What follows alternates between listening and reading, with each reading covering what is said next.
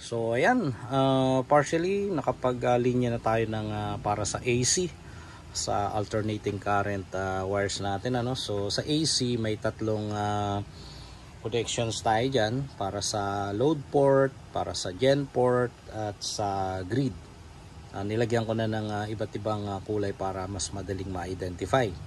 At itong ating source dito sa AC line galing sa Meralco, nakatap yan sa main electrical panel board ng bahay at nakaparallel yan dito sa dalawang MCB, ano, AC MCB para sa ATS control. At yung ilalim niyan ay pumunta rito sa reserve side ng automatic transfer switch.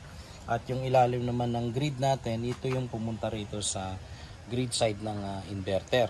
At ito namang yelong ito ay gen port yan, na pumunta rito sa ilalim ng circuit breaker para sa gen port.